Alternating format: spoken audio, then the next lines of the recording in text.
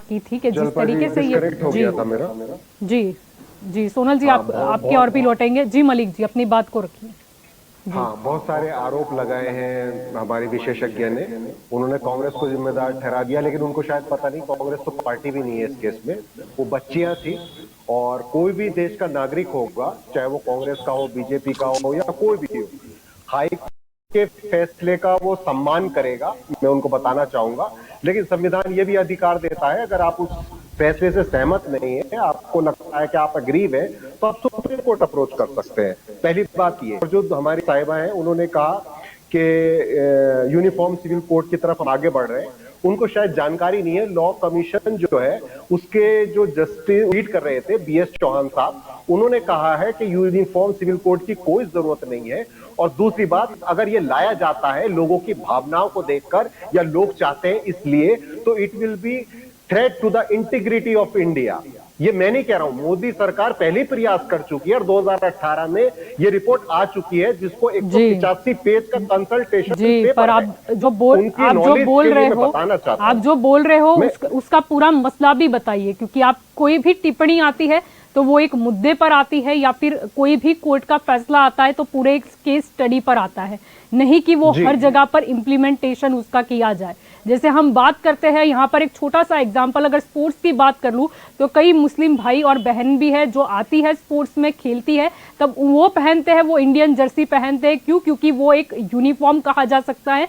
वहां पर ये नहीं चलता है। जैसे सानिया मिर्जा भी थी, बहुत अच्छी हमारी लिए है, देश का नाम भी उन्होंने काफी रोशन किया। तब वहां पर मुद्दा धर्म का नहीं रह जाता, वहां पर रहता है प्रोटोकॉल क्या है।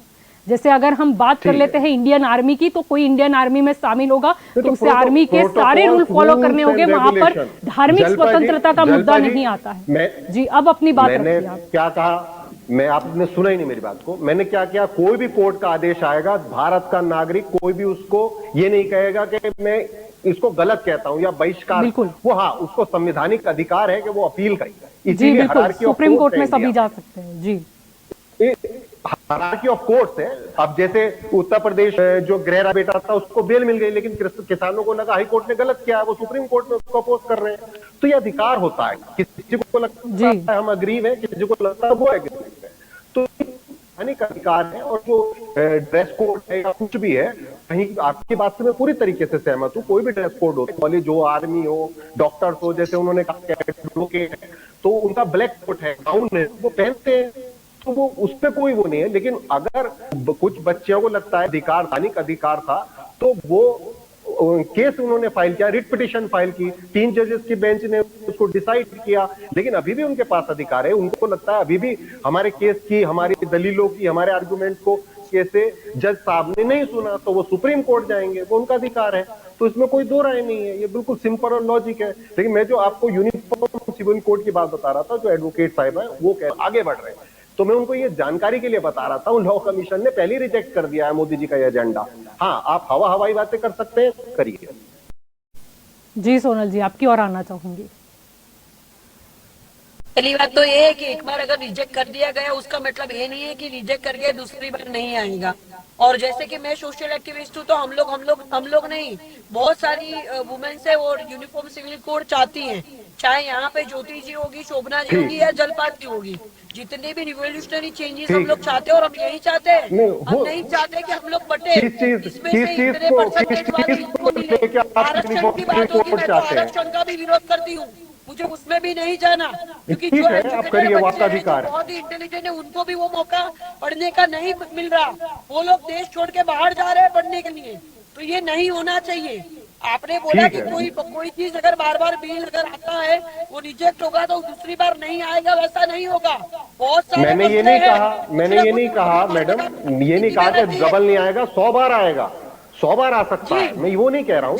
लेकिन मैं आपकी इंफॉर्मेशन के लिए बता रहा हूँ। मुझे आपने इंफॉर्मेशन बोला तो मैंने ये नहीं बोला कि लाया गया है। 2018 से बात हो रही है, आपने जो बताया वो मुझे भी नॉलेज है कि ये नहीं हो रहा। और किस चीज में आपको यूनिफॉर्म सिविल कोड चाहिए, मैं ये चीज जानना चाह रहा था, किस चीज में आपको यूनिफॉर्म सिविल कोड चाहिए? हम हिंदुस्तानी है, हमारी आइडेंटिटी भारतीय होना चाहते हैं हम लोग, हमें नहीं चाहिए तो भारतीय, हम तो भारतीय है, सब भारतीय, तो आप भारतीय नहीं हो। लोग पॉलिटिकल लोग अपनी रोटियां सेके लोगों के धर्म पे और लोग जीतते जाए। हमें चाहिए इंटेलिजेंट युवा धन चाहिए कि जो आए इलेक्शन में राजनेता बने, वो पॉलिटिक्स को ज्वाइन करे, देश का भविष्य बनाए। यहाँ पे बीजेपी कांग्रेस की बात नहीं हो रही है। और ठीक है, मैं आपकी बात से सहमत हूं। मलिक जी आप सुन लीजिए, जानकारी में ही होगा कि ये जो कर्नाटका हाईकोर्ट ने जो जजमेंट दिया है उसमें एक मुस्लिम जज भी थे, वो भी वहाँ पे ये जो फैसला बात यहाँ पे मुस्लिम हिंदू जज की नहीं होती। I am an advocate of supreme court of India madam. Don't include Muslim and Hindu जजेस। Don't say this type of, you are well educated lady, you are advocate. मैं आपको बताती हूँ, आप जिस तरह Why are you saying about why are you talking nonsense? Judges are Muslim or Hindu? Are you advocate? यही है, सुबह से यही हो रहा है जी। आपको किसने एडवोकेट बनाया कि आप जजेस के भी धर्म बता रही हैं? देखिए मलिक जी, आप यहाँ पर किसी को सर्टिफिकेट नहीं दे सकते हैं।